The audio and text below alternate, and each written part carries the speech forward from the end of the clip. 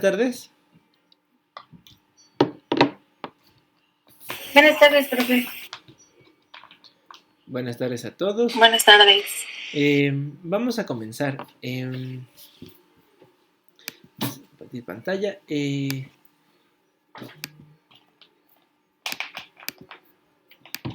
Haciendo ya mi recuento final de cosas que vamos a hacer.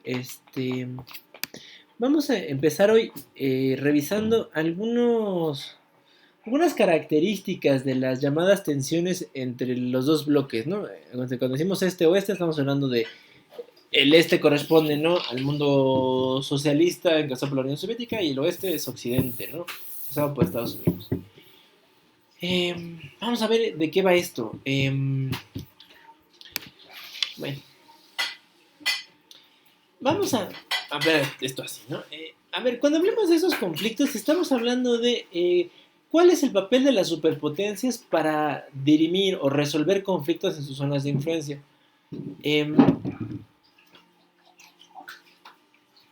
Aquí hay una conclusión a la que vamos a llegar, a mí me parece que es muy relevante, que es qué tanto la Guerra Fría se trató de convertir al otro en parte de mi bando, si quieren verlo así, y qué tanto se trató en defenderme de que el otro no me quite piezas, ¿no? Miren un poco como el ajedrez, ¿no? Estados Unidos y la Unión Soviética son como los ajedrecistas, y entonces cada país es una pieza. ¿De qué se trataba? ¿De ganar piezas o de no perderlas? Bueno, vamos a ver eso hoy, ¿no? Básicamente, a través de esas tres cosas. Promover cambios institucionales, ¿no?, de manera forzada o no. Presionar con el uso de la fuerza. La verdad es que esto sí aparece en las esferas de influencia de cada uno. Y al final, pues, se trata de limitar siempre, ¿no?, el avance de la otra superpotencia. Acuérdense que dijimos, la Guerra Fría es un espacio de negociación llamado de suma cero. O sea, lo que yo pierdo, automáticamente mi contrincante lo gana, y viceversa, ¿no? Lo que yo gano, automáticamente mi contrincante lo pierde. Vamos a revisar tres ejemplos donde creo que podemos observar claramente esta situación. Voy a pegar a Luis. Uno, la guerra de Corea entre el 50 y 53. Otro, la guerra civil y la invasión a República Dominicana entre el 63 y el 65. Y por último, la primavera de Praga, ¿no? Esta situación tan peculiar que sucedió en Checoslovaquia en el año 68. Bueno, para el primer caso, este es un poco más, digo, aquí el videito, ¿no?, pero y va más allá, digamos, de la sola guerra de Corea, pero creo que nos deja ver un par de elementos que son relevantes para la clase, ¿no? Entonces, ahí va.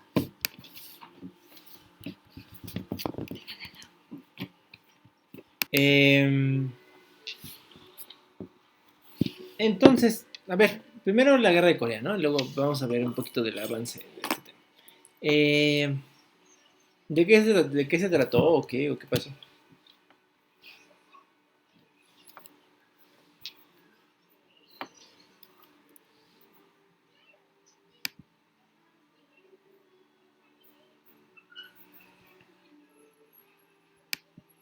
Pues más que nada la guerra de Corea fue el primer conflicto armado de la Guerra Fría, ¿no?, entre Estados Unidos y la Unión Soviética.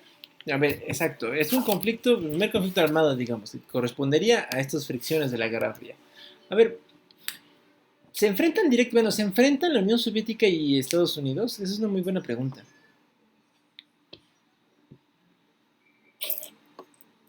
¿Mande, maestro? ¿Se enfrentan verdaderamente o a ver, ¿qué sabemos? O sea, lo que sabemos es que el norte comunista decide invadir, ¿no?, Corea del Sur, ¿no? Y ese es, digamos, el motivo por el cual inicia el conflicto.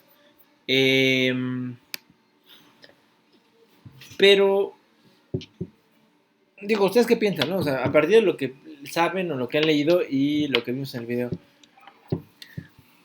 ¿hay un enfrentamiento real entre Estados Unidos y la Unión Soviética, o más bien quedaron como atrapados ahí a la mitad de todo?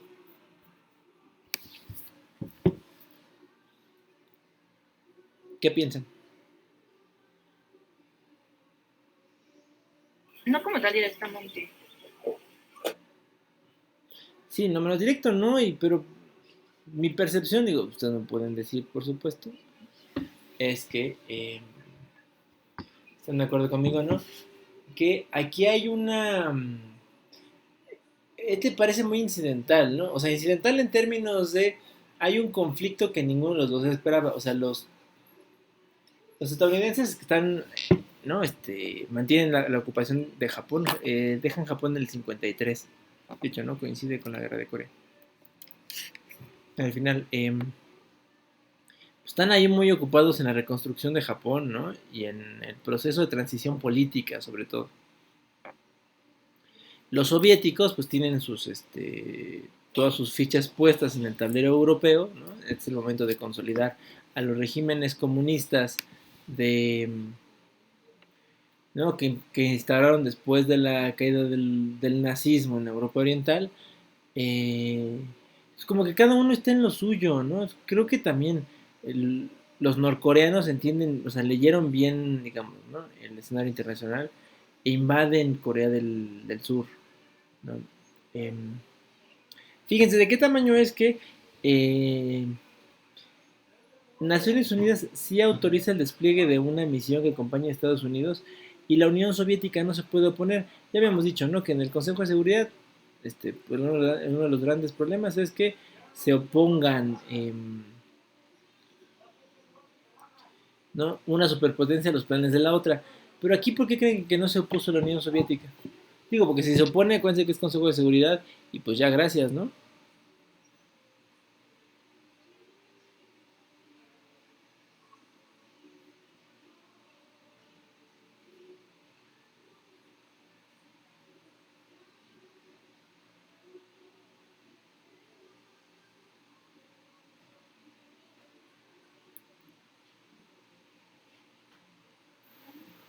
¿Por qué creen que la Unión Soviética no se opuso?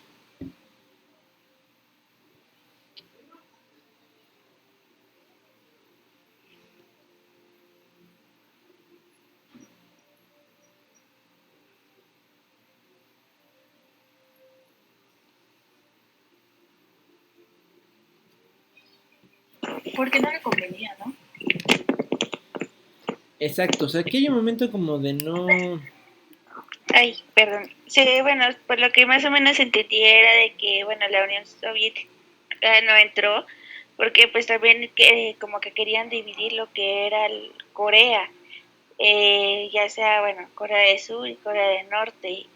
Corea del Norte, no, bueno, ahora sí que ahí sí me cuatrapié, pero creo que uno iba a quedar con Estados Unidos y otro iba a quedar con la URSS, ¿no es así?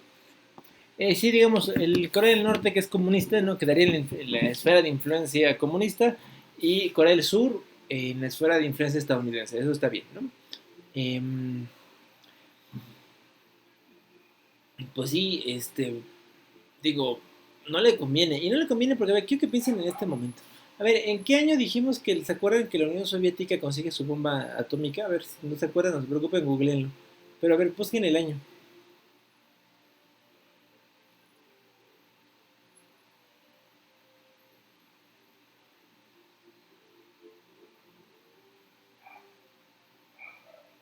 En 1949.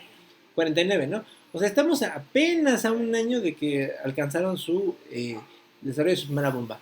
Para el año 50, o sea, para cuando inicia la guerra de Corea, se calcula que los soviéticos apenas cuentan con 3 bombas atómicas, ¿no? Los estadounidenses deben tener ya como unas 30. El espinaje, por supuesto, está todo lo que da, ¿no? Ahora que vean en mayo que estrene Black Widow o Viuda Negra, como quieran, piensen que el personaje de Natasha Romanoff está inspirado en este mundo del espionaje de la Guerra Fría, ¿eh? Me ha hecho un poco de eso trata la película. Bueno, el espionaje está todo lo que da, ya se sabe estas cosas, entonces es como de, es muy riesgoso oponerse sin ningún argumento de peso, ¿no? Y bueno, pues las Coreas son simpáticas, pero, o sea, están cerca de la Unión Soviética, pero Corea del Norte no hace frontera con la Unión Soviética, hace frontera con China. Entonces, un poco como que los soviéticos se desentienden del problema, se desentienden en términos de no dan un apoyo directo, ¿no? Como Estados Unidos que vaya y se mete, ¿no? O sea, Estados Unidos sí encabeza un esfuerzo multinacional eh, para respaldar a Corea del Sur, y en cambio la Unión Soviética no lo hace. Pero ¿quién sí lo hace? ¿Qué nación apoya a Corea del Norte? China. Sí, no, los chinos ahí hacen un papel muy interesante. Porque entonces, China eso no es una superpotencia en ese momento, pues los chinos tampoco son una superpotencia, porque también apenas en 1949 el Partido Comunista Chino, eh, digamos, derrota a las fuerzas del nacionalismo chino, ¿no? Entonces el gobierno nacionalista se traslada a Taiwán en el año 49 y, digamos, el Partido Comunista se queda con el control de la China continental. Ahora, ¿cuál es el riesgo? Los chinos sí identifican que hay un riesgo mucho más latente para ellos, ¿no?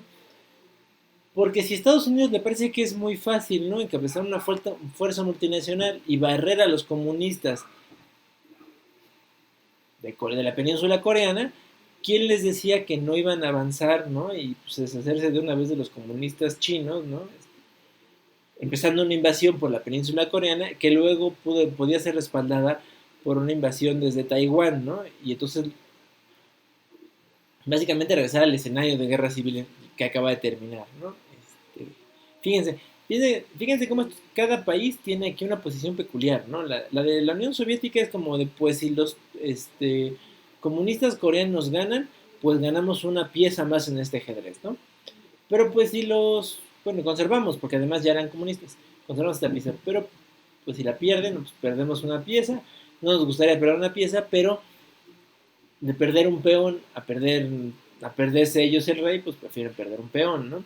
Todavía no están suficientemente consolidados, digamos, ¿no? O sea, hay un ejército grande en Europa, pero para llegar a Asia les iba a tomar varias semanas.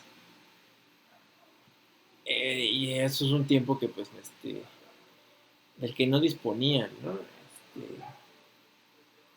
Bueno,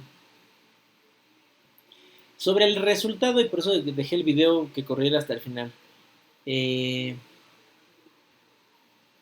¿A quién creen que le fue mejor después de tanto gritos sombreros?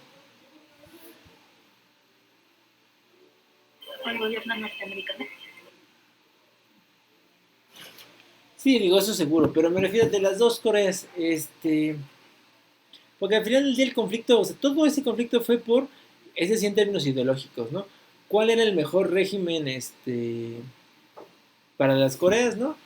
Y al final por eso lo dice yo creo que de manera tan simple en el video, pero hay que decirlo, digamos, con la intensidad que le corresponde.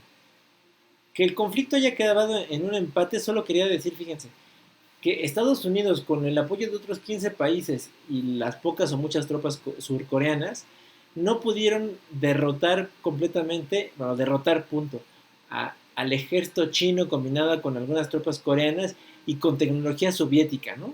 De hecho, los AK-47, ¿no? Los cuernos de chivo, es, ya circulan entre las tropas, ¿no?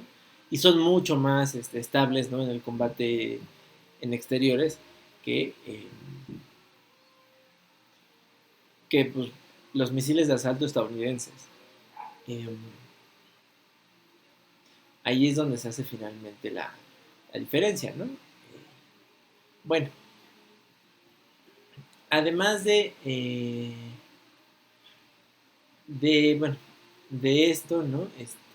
Pues cada uno tuvo su propio régimen. A ver, durante la Guerra Fría, ¿cómo les va? Bien, mal, les va igual. Está bien padre vivir bajo la dictadura de los Kim.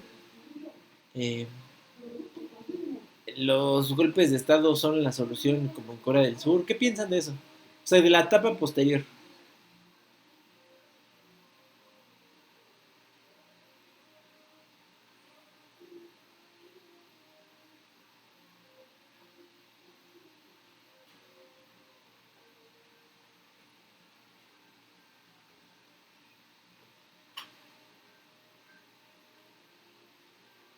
¿No? ¿Nadie?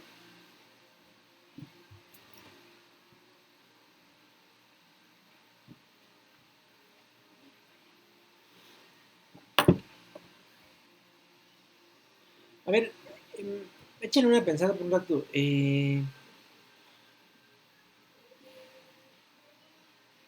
sí está, a ver, la tuvieron complicada ambas Coreas, ¿no? Digo, uno, digo, bajo el régimen este dictatorial de los Kim, y luego la República de Corea, ¿no? La Corea del Sur, ¿no? Aunque hoy nos parecen un faro de desarrollo, este, no la tiene tan fácil en realidad.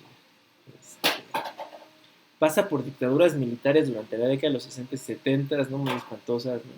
A finales de los 80 hay un intento democratizador, ¿no? Con lo que va unado al despegue de las grandes empresas coreanas que hoy conocemos, ¿no? Kyocera, Huawei, no, Huawei es China, perdónenme, Hyundai, Samsung, eh,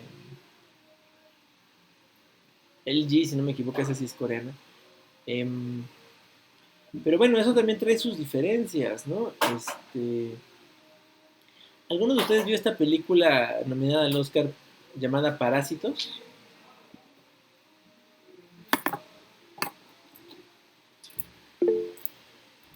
Fernanda sí la vio. ¿De qué trata Parásitos, Fernanda? Si quieres así un comentario rápido en el chat, si quieres.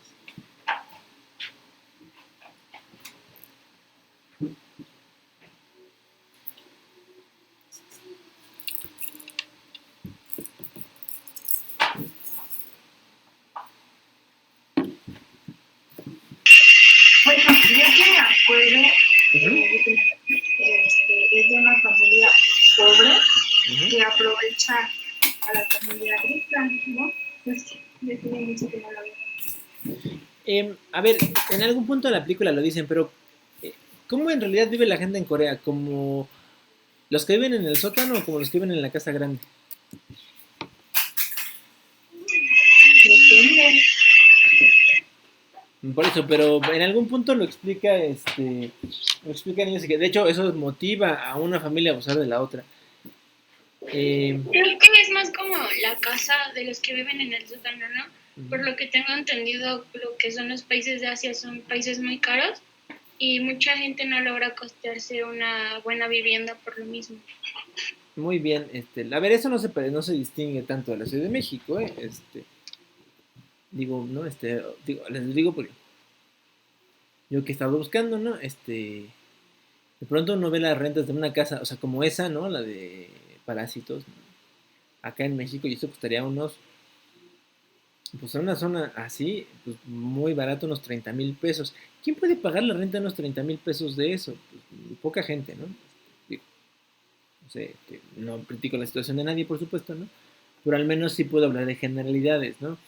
80% de los mexicanos ganan menos de 8,000 pesos, o sea que una casa que cuesta la renta 30,000, pues claro que está lejos de todo, ¿no? De cualquier posibilidad. A ver, es más o menos lo que está pasando en Parásitos. Lo que pasa es que la vivienda ya, lo que dice Luisa, ¿no? Es muy cara y no hay acceso. Bueno, eso quiere decir que de pronto este modelo que tenemos ¿no? De los coreanos exitosos y ¿no? Se volvieron casi que el primer mundo, pues es muy de alejada de la realidad. Vemos novelas coreanas, ¿no? A lo mejor, y vemos que no está muy increíble. Pero claro, pues es como ver una novela mexicana, ¿no? Pasan unos caserones y vienen unos carrazos, ¿no? Pero yo les pregunto, ¿quién de ustedes vive en una casa como la casa de la novela de las 9? No importa la de Televisa o TV Azteca. Pues no sé, digo, sí, invítenos. No, no es cierto. O sea, eso no es la sociedad mexicana, ¿están de acuerdo?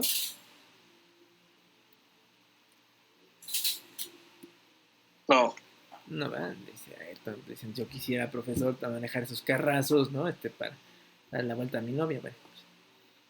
Pues, sí, no, a ver, no es una queja, solo es una declaración de hechos. Lo mismo pasa en Corea. Tenemos Pasa lo mismo también con el estereotipo que se tiene de vivir en Estados Unidos, ¿no? Sobre todo como en la zona de Nueva York. Excelente ejemplo, Luisa, ¿no?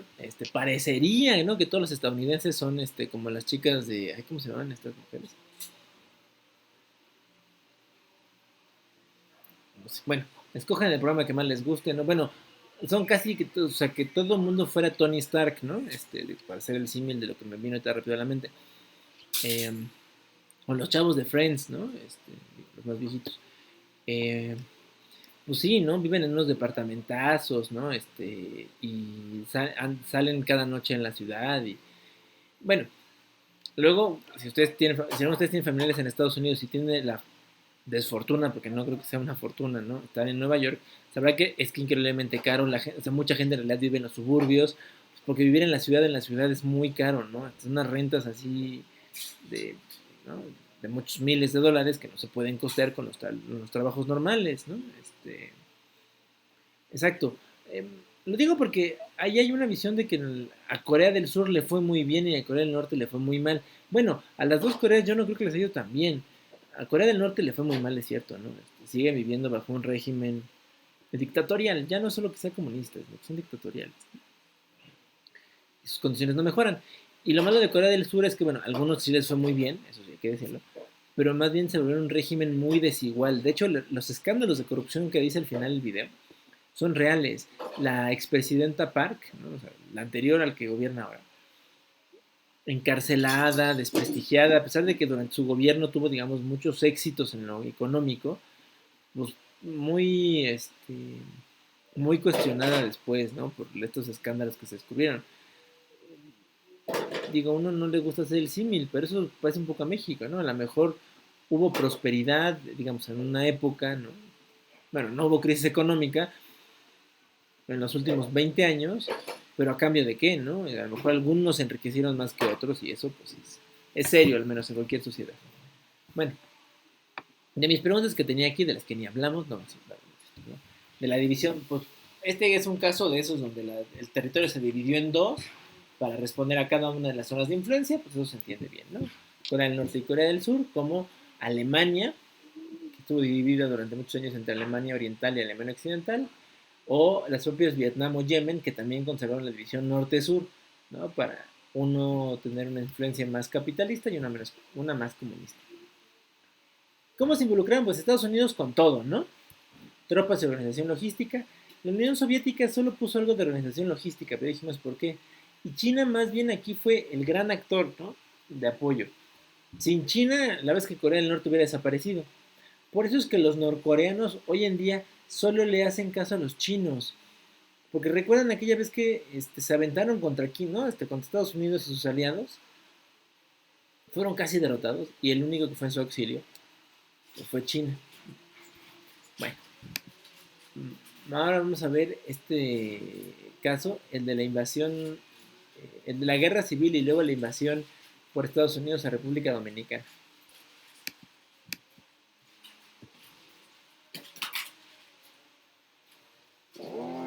Historia de la República Dominicana.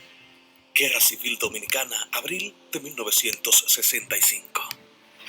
El gobierno de Juan Bosch fue en gran medida una rareza en la historia dominicana en ese momento. Unas elecciones libres legitimaron un gobierno liberal democrático que expresó su preocupación por el bienestar de todos los dominicanos, especialmente los de circunstancias modestas, aquellos cuyas voces nunca antes habían sido realmente escuchadas en el Palacio Nacional. En abril del año 1963, una nueva constitución garantizaba los derechos civiles e individuales y respaldaba el control civil en los militares. El nuevo documento otorgaba libertades que nunca se había conocido en el país. Se declaraba algunos derechos laborales, así como sindicatos. Fueron tomadas en cuenta también las mujeres embarazadas, las personas sin hogar, la familia, los niños, los jóvenes, los agricultores y los hijos legítimos. Estos y otros cambios, como la reforma sobre las posesiones de tierra, golpeaban a los terratenientes conservadores y militares, sobre todo cuando se expuso sobre 3 décadas de autoritarismo somnoliento bajo el régimen de Rafael Leónidas Trujillo. La jerarquía de la Iglesia Católica también rechazó el carácter laico de la nueva Constitución, en particular la disposición de la legalización de divorcio. La jerarquía, junto a la cápsula militar y a la élite económica, también temían a la influencia comunista del país, advirtieron de la posición de otra Cuba. El resultado de esta preocupación y la posición fue dar un golpe militar el 25 de septiembre de 1963. El golpe de Estado efectivamente negaba las elecciones de 1962 mediante la instalación de una junta civil conocida como el Triunvirato, dominada por los remanentes trujillistas. El líder inicial del Triunvirato fue Donald Reed Cabral.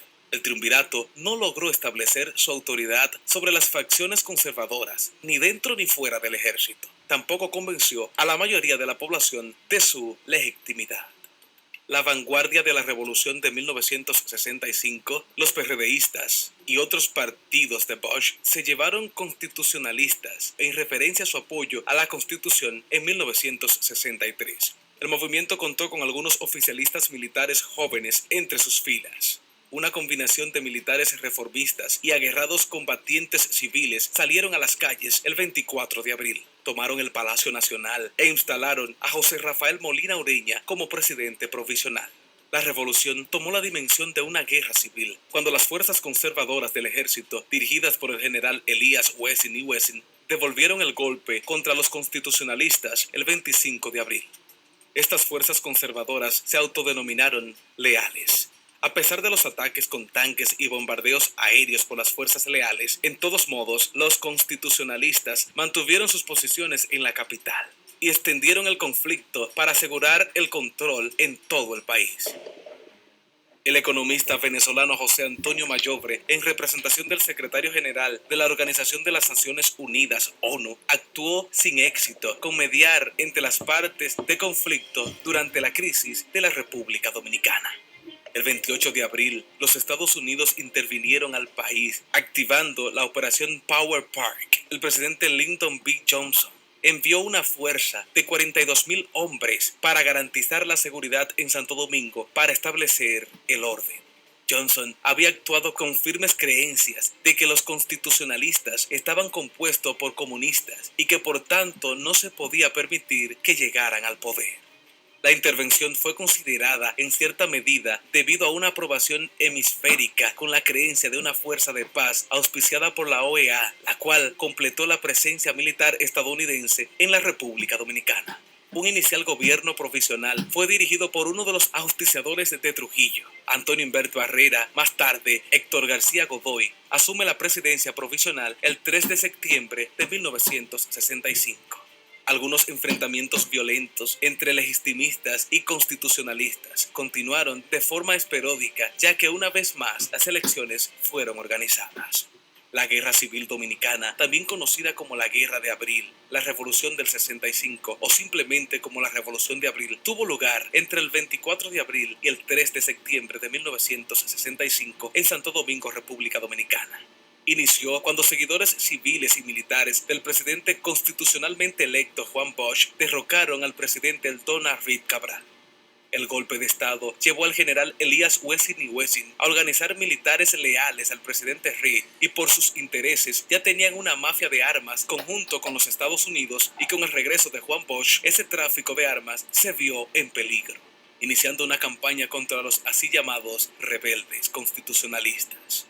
Alegaciones de apoyo extranjero a los rebeldes conllevaron a una nueva intervención estadounidense en el conflicto, que después se transformó en una ocupación de la Organización de los Estados Americanos, OEA, en el país. Más tarde, en el mismo año, las tropas internacionales se retiraron del país.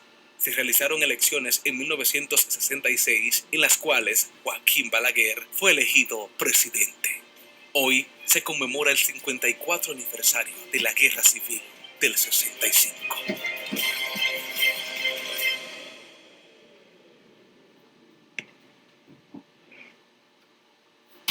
Bueno, a ver, ¿qué pasó en Dominicana?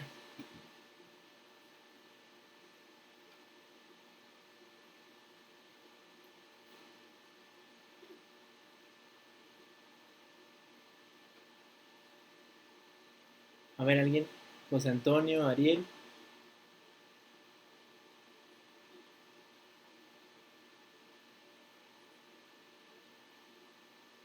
Alguien que no sea José Antonio o Ariel, si quieren.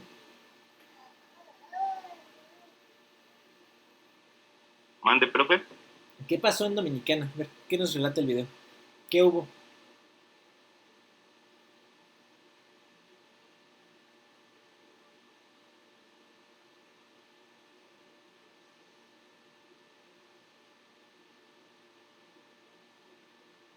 ¿Con alguien más que no sean ellos?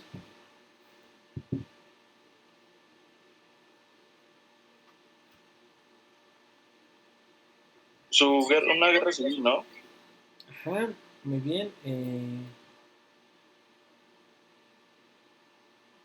Una guerra civil que incluye a un grupo de, digamos, defensores del proyecto constitucional de Juan Bosch. Juan Bosch fue un profesor universitario que gana las elecciones de Dominicana, que no se han celebrado no sé cuántos años, tras la muerte del dictador Leónidas Trujillo. Si a alguien le interesan estas cosas, ¿no? Hay una novela de Vargas Llosa, La fiesta del chivo, que relata la historia de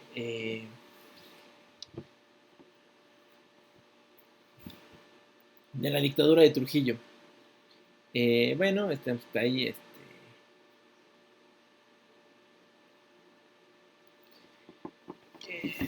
No es un gobierno comunista el de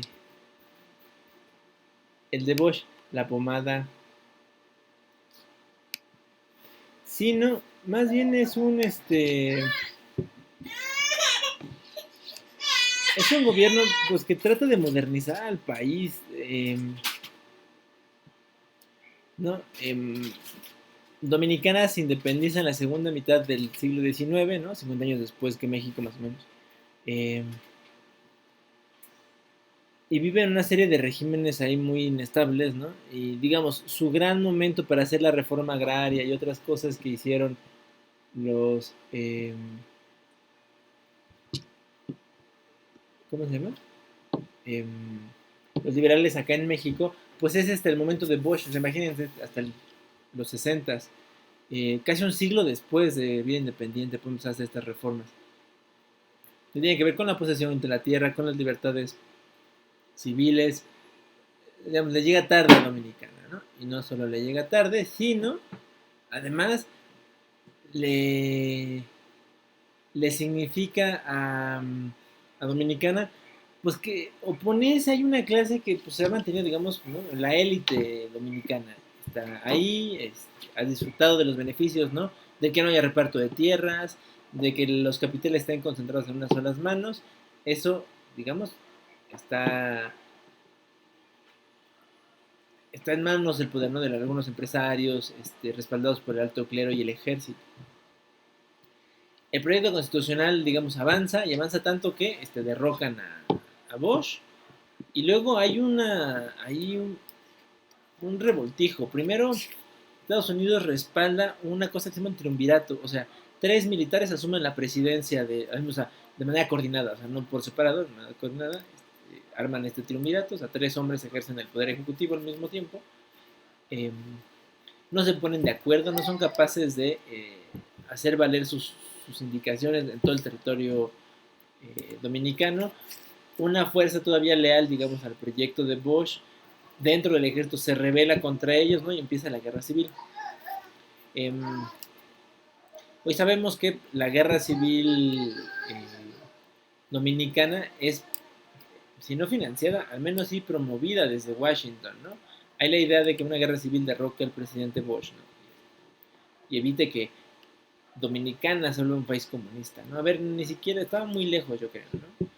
Los cables de las embajadas soviéticas en el Caribe de esa época no dan indicios de que hubiera el interés de acercarse a la oposición, ¿no? O al menos no en ese momento. En todo caso, Cuba es ahí la que anda ahí como instigando, ¿no? El cambio, pero tampoco es que los cubanos tengan o tuvieran entonces una buena relación con los dominicanos, ¿no? Se ve difícil que fuera una lectura tan simple, ¿no?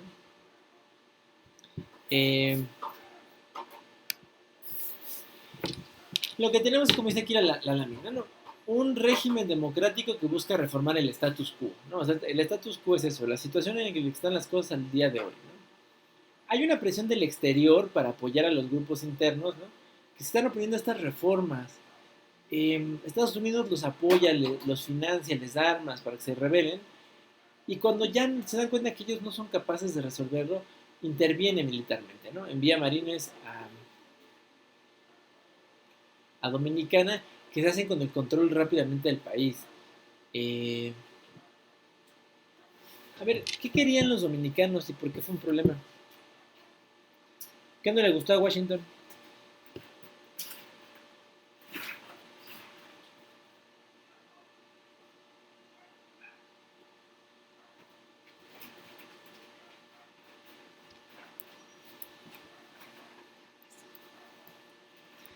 ¿No le gustaron las reformas políticas o las económicas?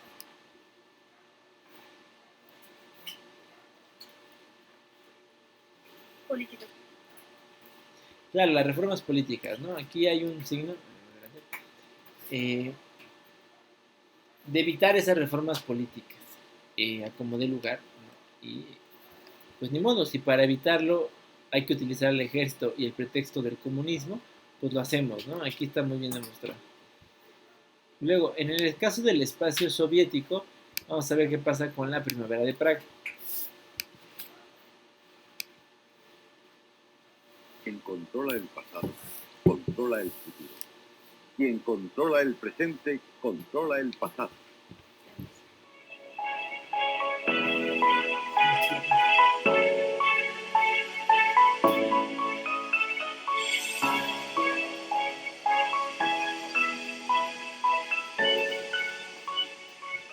La primavera de Praga fue un período de liberación política en Checoslovaquia.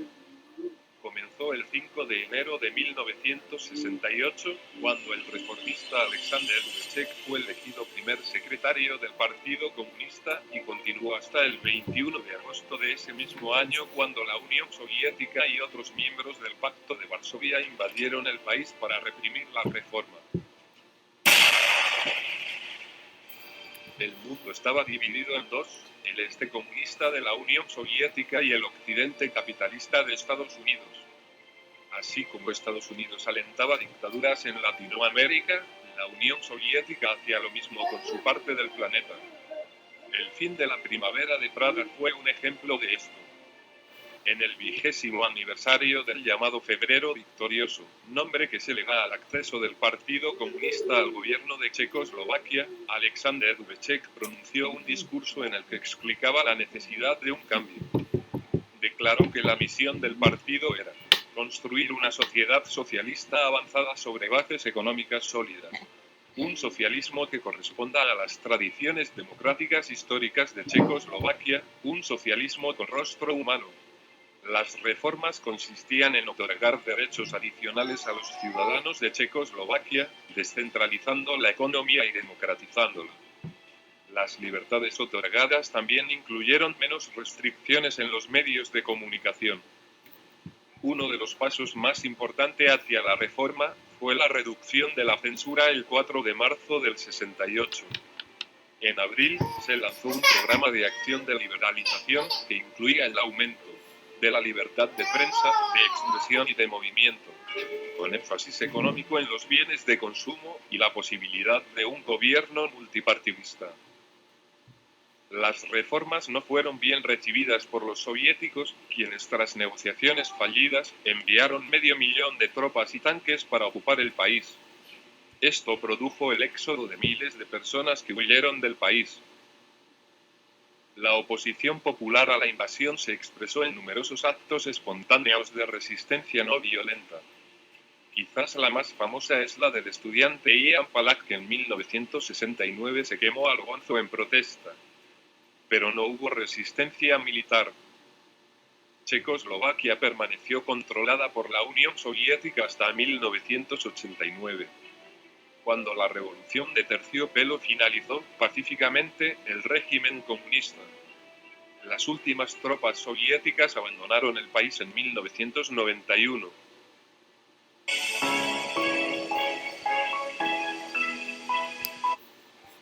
Bueno, y en este caso, ¿qué pasó en la primavera de Praga? ¿De qué se trató esta vez?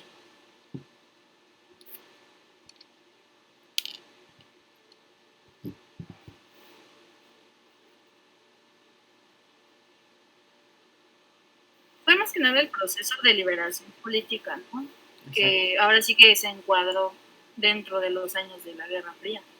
Perfecto, Frida. A ver, ¿te parece que los reformadores checoslovacos buscaban salirse de la órbita de la Unión Soviética?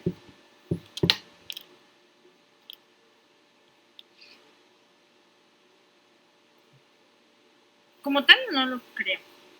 No parece que hubiera indicios, ¿no? De hecho, las reformas las busca hacer el propio Partido Comunista checoslovaco. O sea, es decir, no es que fuera un grupo de opositores de fuera del partido. No, no, no, en el mismo partido. El dirigente del partido dice, hay que reformar esto, ¿no? No te preocupes, Ariel. Hay una... ¿Cómo se llama? Hay una percepción, digamos, de una necesidad de cambios necesarios, sobre todo a nivel político, más que económico. Este es un régimen comunista, quizá no uno democrático, pero sí uno comunista, que busca reformar igual el status quo, o sea, lo podemos hacer más fácil o mejor para los ciudadanos, ¿no? Hay una presión del exterior para oponerse a las reformas, ¿no? Lo dice el video. La Unión Soviética negocia durante un par de meses para que las reformas no se implementen.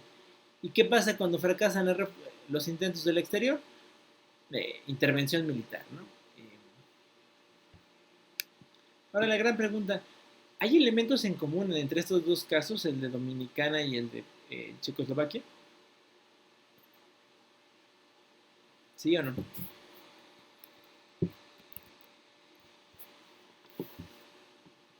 ¿En qué aspecto se refiere? Sí, o sea, ¿crees que lo que pasó en Checoslovaquia se parece a lo que pasó en Dominicana o no se parece?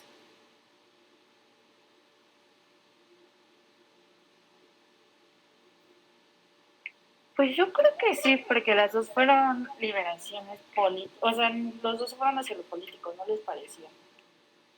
Sí, claro, no, o sea, hubo un intento ahí de modificar el estado de las cosas. No le gustó a la gente en la superpotencia y entonces la respuesta es un ataque militar muy serio. Yo creo que el de Argelia, Argelia, ¿por qué estoy hablando de Argelia? No, no me hagan caso de Argelia. Muy serio el de la República de Checoslovaquia, no, el de Checoslovaquia, porque es de esos pocos casos donde es muy evidente, ¿no? Que, bueno, pues el comunismo no es tan hermano, ¿no? Y si la Unión Soviética tiene que invadir con tanques cualquier país de Europa Oriental, lo va a hacer.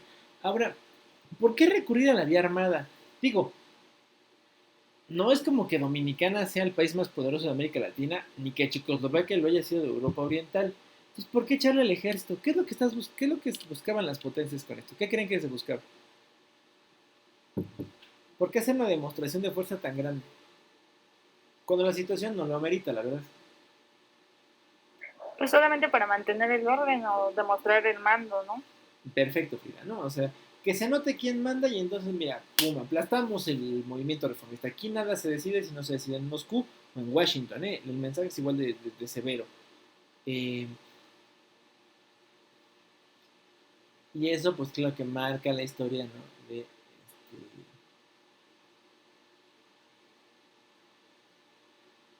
Bueno. Ahora, digamos, así como les conté de los cables soviéticos que están liberados, también los cables son los mensajes que se enviaban las embajadas a sus capitales. Los cables del Departamento de Estado a los embajadores estadounidenses en Checoslovaquia y a los alrededores decían más o menos lo mismo, ¿no? Como precaución.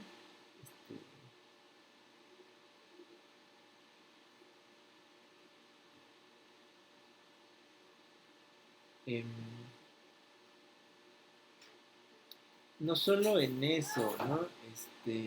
Aquí de lo que se trata es de poner a los miembros, digamos, del área de influencia, demostrarles que pues, no se puede no salir tan fácil del carril, pero también a la superpotencia que ni lo intente, ¿no? Les digo, las embajadas estadounidenses tampoco es que hayan alentado al Partido Comunista Checoslovaco a que buscara las reformas, al contrario, ¿no? Estaban pendientes de la situación, pero no intervinieron en ningún momento.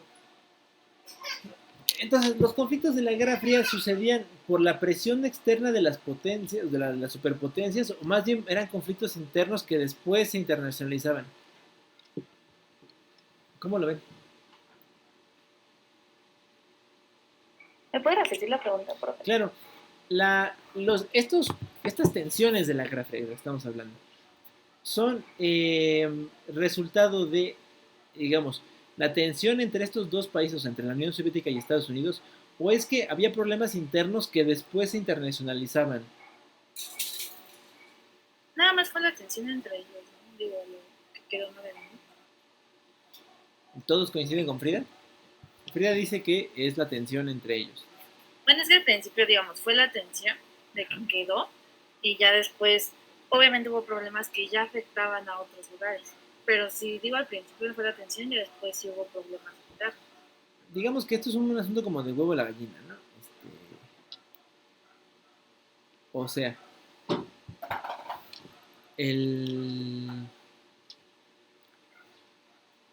la gallina sería esto que dice Frida, ¿no? Las tensiones.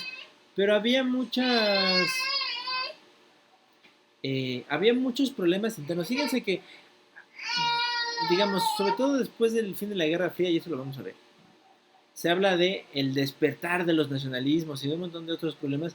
En realidad no es que esas cosas se hayan dormido durante la Guerra Fría. Lo que pasa es que durante la Guerra Fría todas las explicaciones eran como de, es que seguro la Unión Soviética, ¿no? Armó a los opositores al régimen, ¿no?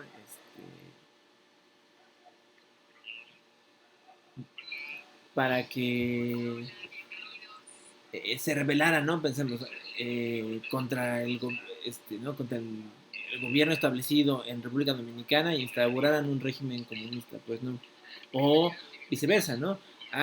Es que seguro los estadounidenses, ¿no? Financiaron ahí un programa para que el Partido Comunista Checoslovaco traicionara al movimiento obrero mundial y digamos, se replegara hacia el otro extremo. En realidad no es el propósito, digamos, ni uno ni otro. Más bien, es que los conflictos ya estaban ahí, tenían su propia lógica, y luego, pues, les cayó encima la Guerra Fría, y eso, digamos, no es que los haya obligado a tomar una posición respecto al este-oeste, sino aún y donde no tomaron ninguna decisión, de todos modos, alguna de las superpotencias aprovechó el momento, ¿no? Si esto es así, entonces podemos decir que las llamadas, estas tensiones, tendrían ciertos límites y hay algunas consideraciones que hay que tomar en cuenta. A ver, en primer lugar, las potencias regularmente, las superpotencias solo intervienen en sus áreas de influencia. O sea, salvo ambas, ¿no? Salvo Estados Unidos en Cuba, donde sí planean una intervención para liberar Cuba del régimen comunista. Fuera de eso, digamos que Estados Unidos deja que la Unión Soviética haga lo que se le dé su regalada gana en su área de influencia. Y viceversa. La Unión Soviética hace lo mismo, ¿no? Con relación a el área de influencia, digamos, más clásica de Estados Unidos, que es América Latina, ¿no? Los soviéticos, digamos, les interesa saber cuando haya algún movimiento interno en Estados Unidos.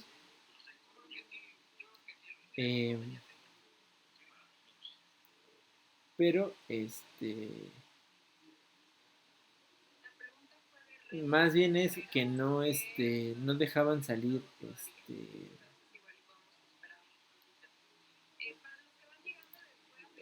digamos, los problemas de la zona, ¿no? Como lo de Dominicana. Acuérdense que con la idea de la suma cero, lo que un país gana, lo que un país pierde, el otro lo gana automáticamente, ¿no? También eso obliga a las presiones de estas actuaciones armadas tan desproporcionadas, ¿no? Además que Dominicana no representaba ningún riesgo a la seguridad estadounidense, ¿no? Y aún así, pues intervinieron.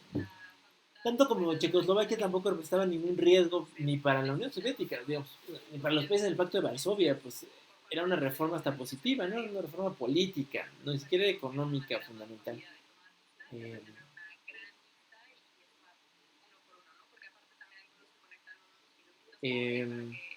Eso uno. Luego, en realidad, el centro de los problemas estuvo en que cuando había algún cambio que no le gustaba a la superpotencia o le pedían ayuda sobre un cambio, el gran argumento no era otro, sino hablar del argumento ideológico para ponerse a que las cosas no cambiaran.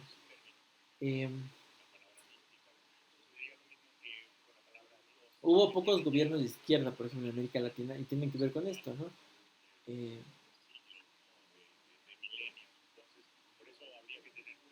Hagámoslo así,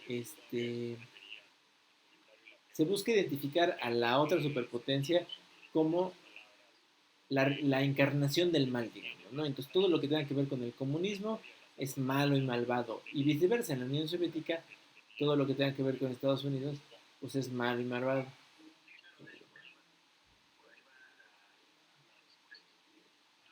Y sobre todo, de lo que se trataba esto era de, más que ganar espacios nuevos, de mantener todos todos los espacios o todas las prebendas, ¿no? Digamos que prebenda es el beneficio que voy a recibir, ¿no?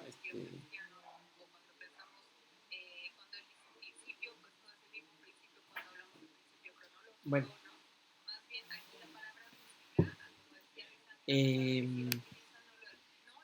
uno de los mayores instrumentos, digamos, de la Guerra Fría es la propaganda, ¿no? La propaganda es este mecanismo que en realidad es uno de los grandes espacios donde se pelea la Guerra Fría, ¿no?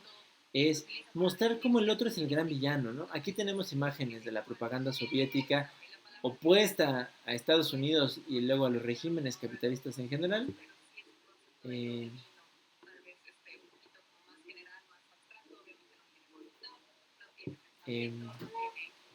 Esta es la que menos vemos, pero quizá la que sea más popular sea esta otra, la que se produjo en Estados Unidos. Fíjense, hace mucho tiempo vi yo esta caricatura que me pareció muy cómica, ¿no? Bueno, y ya después, ya de más grande, quizá es que entendí el sentido de esta, ¿no? Es una crítica al comunismo y a otras formas de ismo, dice este corto animado. Se los voy a poner y ahorita conversamos sobre eso.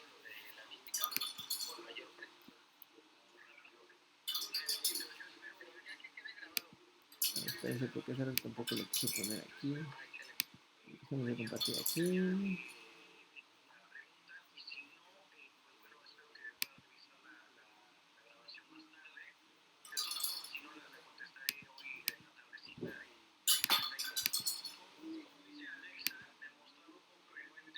You want me to talk about when I come home at night and my sons ask me what I did today?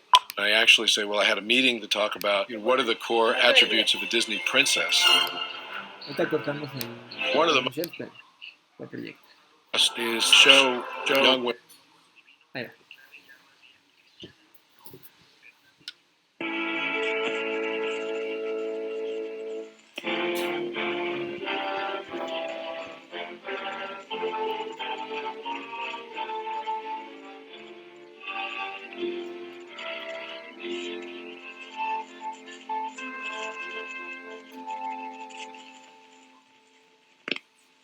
America is many things to many people. To a 17-year-old kid, it's the malt shop on the corner.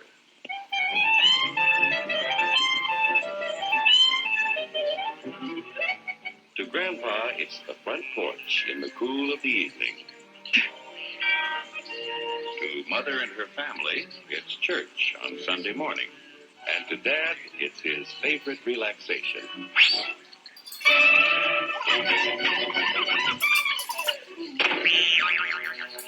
It's the Cracker Barrel philosophers in Crabtree Corners.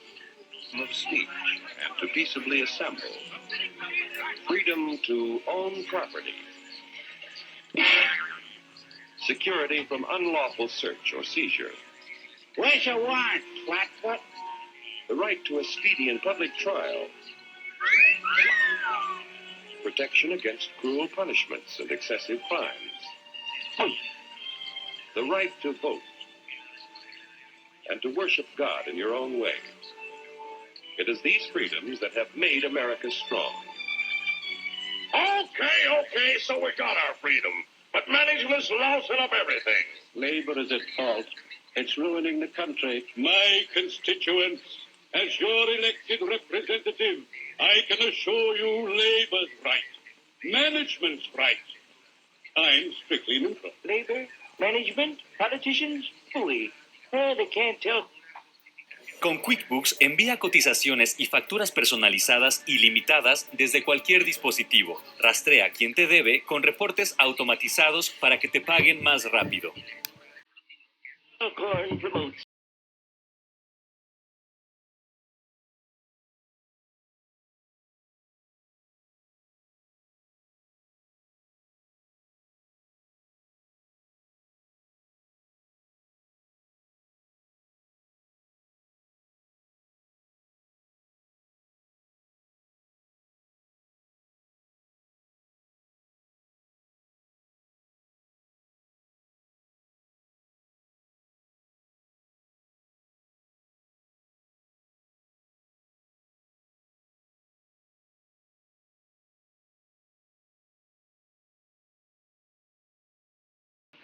And now then, because we are introducing this amazing item for the first time in this country, it isn't going to cost you 1 cent.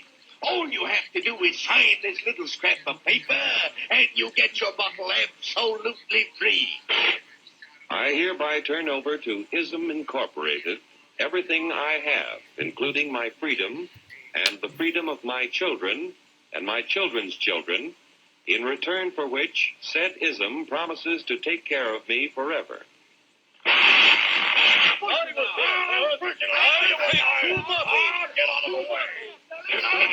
Pardon me.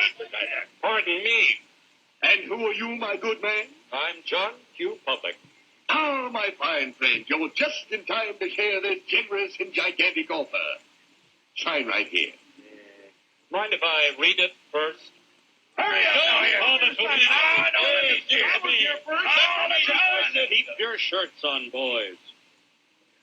No, including my freedom. Freedom? What? Sign away my freedom?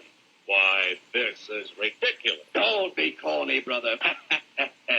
Sure, our system of free enterprise isn't perfect. But before we throw it away for some imported double talk, let's turn the clock back a few years to see what it's done for us. For example, back in the 1890s, Joe Dopes was just a guy who liked to tinker around his barn. Some people thought Joe was lazy. Some even thought he was nuts. But one day, he had an idea. And because he was free to dream his dream and tinker, Joe had a chance to make something of himself and his idea. So,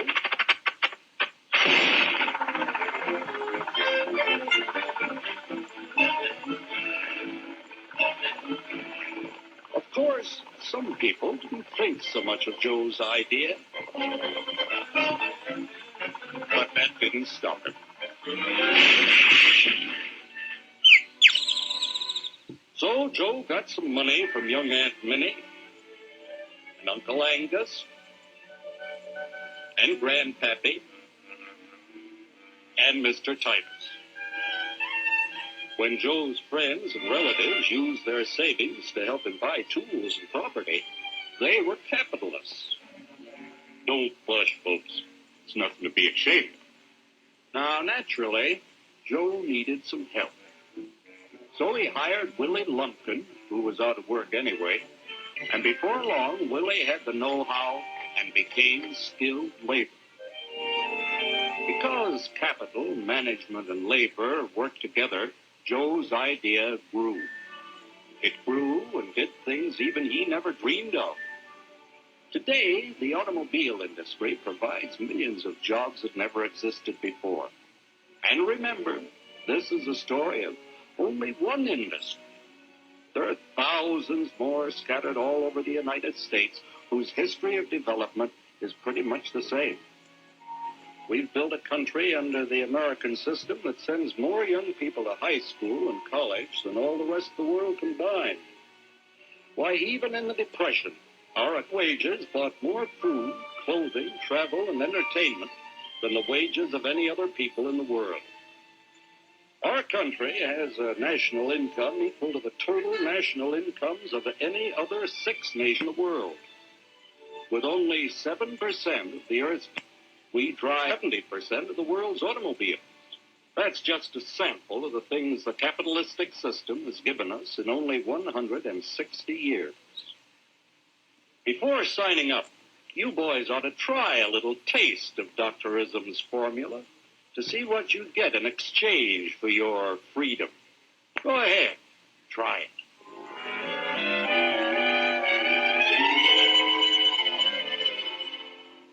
You can't do this to me! I'll strike! The state forbids strikes. Wait till the union hears about this! Ah, yes, the Union. Welcome to our ranks, number 1313. I'll take this case to the Supreme Court. The state is the Supreme Court. Our decision is as follows. No more private property. No more you. And the farm folk will put a stop to this. Farmers don't vote anymore. What'll they do for seed next year? You won't have to worry about next year. The state will do your planning from now on. We must fight to regain our freedom, or everything is lost.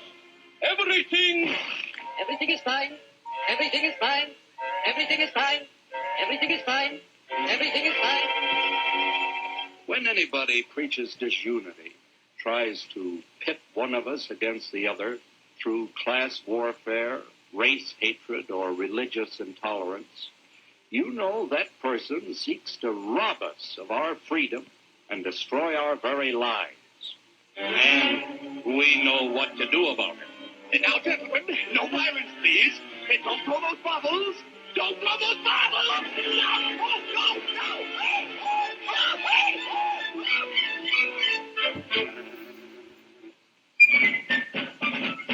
Working together. Bueno, digo, porque no se parece que es clase de propaganda, ¿no? Estadounidense. A ver,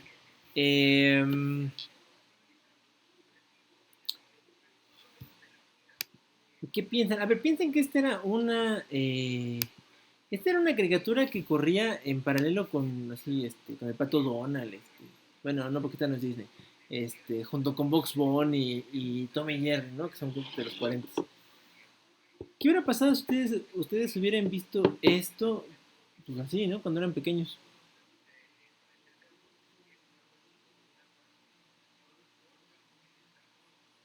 Pues casi, como digo, cuando éramos chicos no le poníamos atención a, digamos, a los subtítulos en este caso. Nos hubiéramos dejado llevar más por los dibujos y nada más hubiéramos dado a entender que lo que era bueno y malo, realmente lo que nos decían nuestros papás, ¿no?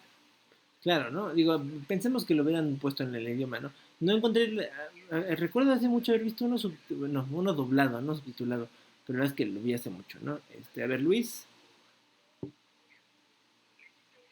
Bueno, creo que a lo mejor se quieren plantar sus ideas por elección o cosas así, pues hoy en día pues sería porque moverse a todo esto. Sí, ¿no? Parece que allá habría hoy sería mucho más difícil, ¿no? Es una de las características de la Guerra Fría a la que creo que nos hemos enfrentado, ¿no? El nivel de propaganda. A ver, aparecen estas cosas tan básicas. Hay otras donde no lo leemos, por ejemplo, hace rato que les hablaba de, ¿no? Ahora que voy a estrenar, Black Widow o Viuda Negra, como quieran, ¿no? Fíjense, en Estados Unidos casi toda la industria de superhéroes, o sea, que está en los cómics, tanto de DC como de Marvel, está inspirada de manera muy importante en el discurso anticomunista, ¿no? Entonces los grandes enemigos son cosas que se parecen al comunismo y a veces los dicen abiertamente, ¿no? Pero no solo eso, el cine, ¿no? El cine de espías, ¿no? Pues el gran enemigo siempre es el ruso. Ya se los dije, no creo. Rocky 4, en esta película, quien sepa quién es Rocky, no es este boxeador interpretado por Sylvester Stallone. Rocky 4 es el campeonato mundial donde él se enfrenta él se enfrenta al campeón soviético, y entonces es la Guerra Fría representada en el box, ¿no? Todo el tiempo hay estas referencias, porque, fíjense, creo que hace rato no quedó tan claro, ¿no? Cuando lo dije. No es que la guerra, al final del día, después de la crisis de los misiles, que eso ya lo vimos, no es que la Guerra Fría después de eso se tratara de a ver quién puede dominar al otro, porque se dieron cuenta que es muy peligroso jugar con armas nucleares, ¿no? Y ya nadie quiere volver a pasar un escenario tan pues, estresante, ¿no? Como ese de la crisis de los misiles. Entonces, como ya no se trata de a ver quién puede dominar al otro, es tratemos de mantener nuestras áreas de influencia, ¿no? Más o menos, ¿no? Como las tenemos hasta ahora. Y entonces conservemos lo que tenemos, ¿no? Ahora, ¿cómo lo vamos a hacer? Pues espantando a la gente un poco, ¿no? Es la lógica. Vistiendo al capitalismo o al comunismo, el que sea, ¿no? Depende de qué lado estés de la balanza, como el peor villano que ha generado la historia, ¿no? El capitalismo es el peor villano que ha generado la humanidad, ¿no? Generó la desigualdad, la pobreza, ¿no? Y luego, en este video es al revés, ¿no? El comunismo representa, ¿no? La supresión de las libertades, el fin de los derechos de huelga y otras cosas. Claro, esto es para que no te vayas al otro lado, ¿no? Pero bueno. Pero hasta, bueno, ve que en el contrato dice utopía, digo, por utopía te dejas llevar por que es un gobierno que es perfecto y justo, y realmente es como hacen ver a las personas, ¿no? Nunca lees las letras chiquitas. Ya fue cuando llegó el otro señor y fue, mira, te van a quitar esto y esto. Es como actualmente, digamos, la propaganda en todas nuestras teles, en la mañana es, y están usando groserías ya, ¿no? Como de, es como lo de López Obrador, ¿no? Te va, con todo respeto, te va a chingar. Y ya están ocupando eso y es como de, como eso era antes con el comunismo y el capitalismo, ¿no? Que te hacían ver lo grande, digamos, lo utópico, y las letras chiquitas eran te quitan la libertad. Sí, fíjate, Frida, que el ejemplo no es malo, es bastante bueno. Vamos a leer, bueno, yo ya lo leí, ustedes lo van a leer entonces, un capítulo para hablar de cuando tengamos que ver el bloque comunista, de un libro que escribe un autor francés que es parte del Partido Comunista francés, ¿no? Durante su juventud, y luego como que se asquea del comunismo, y luego se hace un historiador importante, ¿no? Y escribe este libro que ustedes van a leer, bueno, no el libro completo, van a leer un capítulo. El libro tiene un nombre increíble que tiene que ver con esto que dices tú de las utopías. Se llama El pasado de una ilusión. Entonces, lo que cuenta François Furet en su obra es, él dice, es que, digamos, que la humanidad se vio envuelta, digamos, ¿no?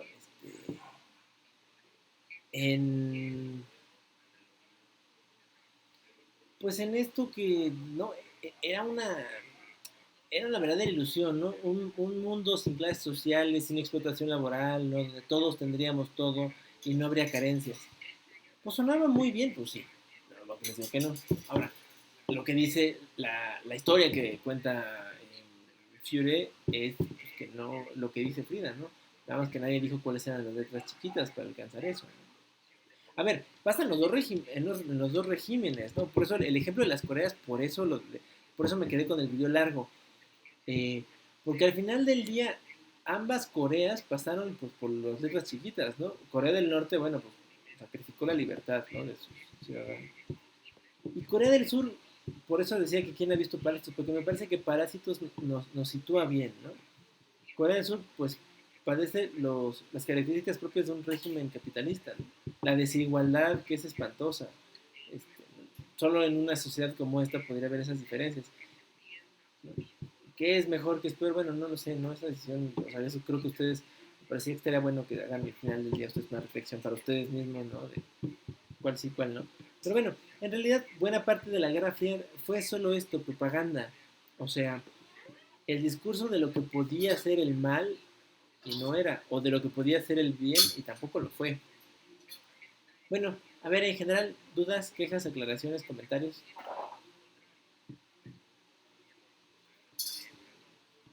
No, es por el momento. No estuvo sencillo. Para cerrar este asunto de las tensiones, ¿no? Digo, porque ya vimos el más fuerte, ¿no? Que era el de la crisis de los misiles. Creo que mañana vamos a concentrarnos en un plano donde la rivalidad fue quizás de la más sonada, la que más se vio, y en la que yo que pensamos, ¿no? En la realidad deportiva, por ejemplo, ¿no? Cómo las Olimpiadas se convirtieron en el gran escaparate para ver el enfrentamiento, ¿no? Entre los peleadores soviéticos y los estadounidenses, ¿no? Los equipos de nado, por ejemplo, sincronizado chino, frente a los otros países, ¿no? Los gimnastas de Europa del Este, ¿no? Digo, esta es la historia de esta mujer, ¿no? Nadia Comaneci, ¿no? Una atleta rumana, ¿no? De la esfera de influencia soviética, con calificación perfecta, ¿no? Algo que nadie entiende en ese momento. Y al mismo tiempo, esta mujer después se vuelve un símbolo de la resistencia al mundo soviético porque se puede salir, bueno, toda una historia, ¿no? El deporte creo que además de la propaganda, el deporte es uno de esos planos donde la Guerra Fría creo que tiene más sentido, ¿no? Donde sí hay un enfrentamiento frontal al menos, ¿no? Ya que nosotros no. Bueno, si no hubiera ninguna otra pregunta, queja, dura o aclaración, nos veríamos el día de mañana. Vale, maestro, muchas gracias. Maestro, ¿puedo hablar tantito con usted? Claro que sí, Frida. Gracias, profe, hasta luego. Nos vemos, Luis. Nos vemos, profesor, gracias. Nos vemos, América, gracias. Dígame. Profe, nada más una pregunta. Ajá. Es que había visto la tarea del lunes, porque todavía, es que me falta sobre todavía el último libro, pero había visto la tarea del lunes del video. Y a mí, y ahorita que lo comentó, dije, no sé si es malo que usted lo dijo, pero yo quería abordar el combate de los misiles. No, está bien. A ver, sigan las características, ¿no? Sí. ¿No? O sea, responde bien. O sea, me parecía que las del tercer mundo se pueden ver, o sea, se ven muy claras, ¿no? Como lo que vimos ahorita de Dominicana, híjole, en África hay un montón de conflictos donde esto puede pasar, y ahí Hobson nos lo explica muy rapidito, pero nos lo dice, ¿no? Pero sí se pueden sin problema, ¿no? Además creo que está más fácil, ¿no? En vez de que ahora hagan un ensayo, se preparen, ¿no? Se paren frente a la cámara y digan un par de cosas. Sí, digamos, a mí se me facilita más. Como usted, me gusta hablar. Sí, yo sé. Con ustedes no sé por qué no lo había intentado, porque con nosotros, con mi grupo que tengo de organismos, estos pobres, una semana hacen ensayo, otra semana hacen video. Pero con ustedes como que lo fui dejando, pero dije, creo que ya es momento de contar. También así se me despabilen un poquito. Vale, entonces igual nos veríamos mañana. Sale, cuídate. Igual, cuídense mucho, hasta luego. Hasta luego.